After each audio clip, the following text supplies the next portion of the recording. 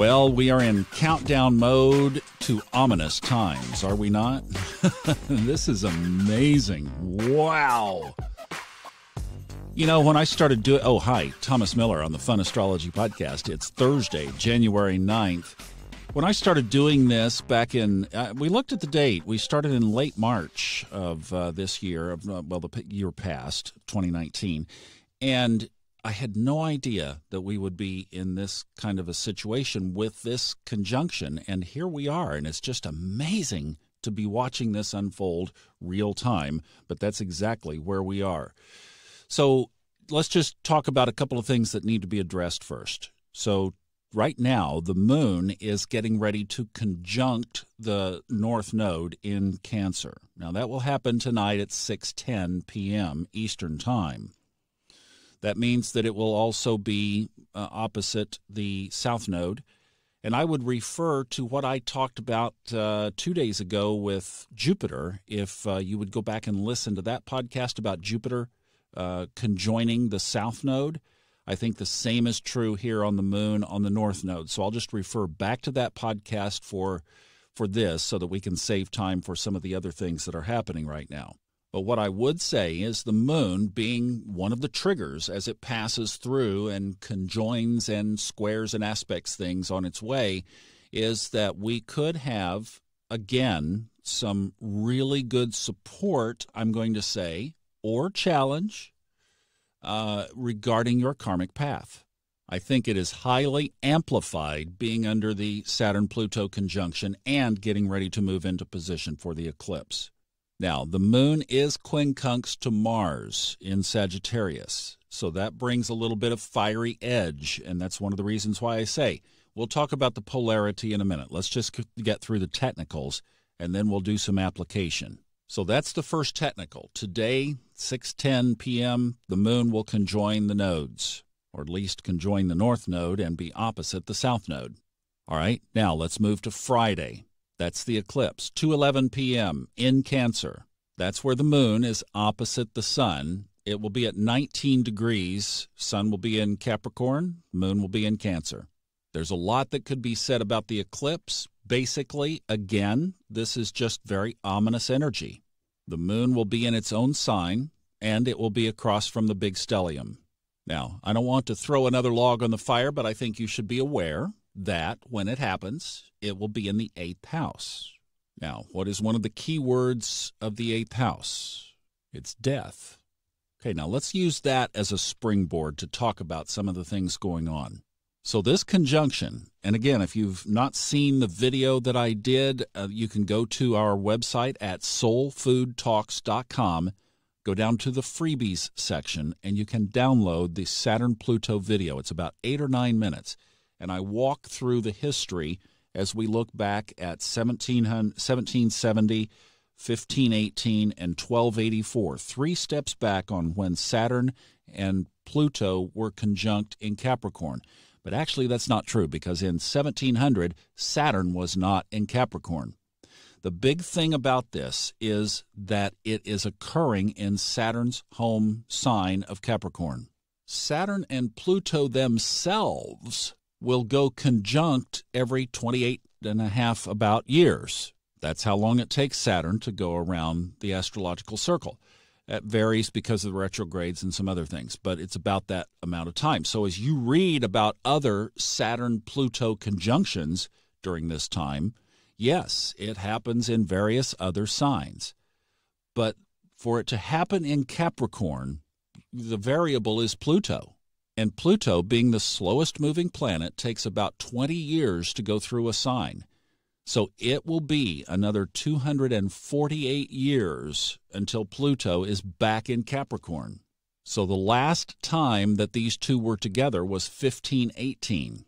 Now, I did some interesting calculation last night because I wanted to see when this happens again. So I moved up 250 years and just started poking around. And if we go up to 2250, we find Saturn and Pluto again together in Capricorn, but they won't be conjunct because, this is really wild, Saturn is about 10 degrees ahead of Pluto. Saturn, compared to Pluto, is a Ferrari I mean, it takes a little over 2 years to go through a sign. Pluto takes 20. So Saturn being ahead of Pluto, I thought, oh, maybe in retrograde it will catch up. Nope, they don't catch up. So then I looked 250 years later. Saturn was on the other side of the chart. So I had to go to 2754, the year 2754, before Saturn and Pluto will be together again, conjunct in Capricorn. It happens on December 14th, if you would like to mark that on your calendar. Is that not amazing?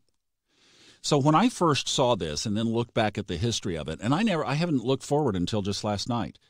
When I saw the history of this, I thought, man, this is one of the most amazing astronomical and astrological events ever. Because when you put the energy of Saturn, being the karmic lord, let's say, and Pluto being the energy of transformation, you don't get transformation like this aligned, but every 500 to 700 years. So I just, in my own journey, started walking in this, and then I told the story. And if you'd like to hear the whole story, go to the Subconscious Mind Mastery podcast that is out right now. And I tell this story about being on a walk last Sunday, which, by the way, is the day that Saturn and Pluto both hit 22 degrees. I thought that was interesting. We're waiting on this coming Sunday for them to be exactly aligned by minutes. But by degree, that happened on Sunday, and this big whoa-ho in my own life happened on Sunday. And I got to tell you that there has been so much release and freedom and new creation in my own soul from that experience that happened on Sunday that I have been blown away.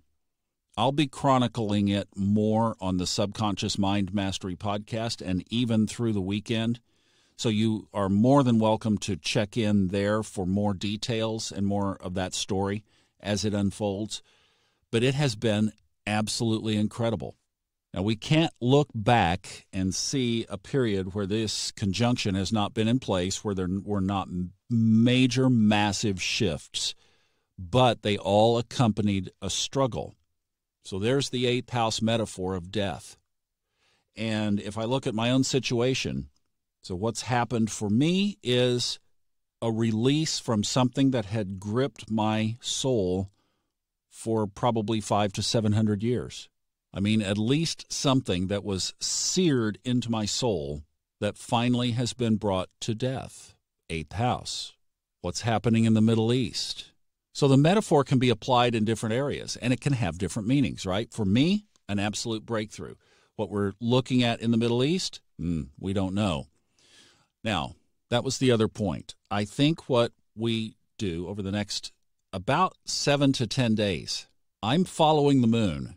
And there are some pretty ominous things that happen after Saturn Pluto, after Sunday. So we need to follow this through next week as well, because we have some pretty significant aspects with the moon as it moves back toward the new moon.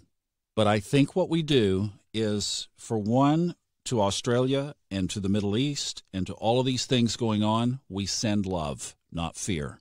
So if you're even around conversations where people are going to take this to the dark side and to the sky is falling side, don't even go there. That just does not serve what we are able to do with our own consciousness and send love.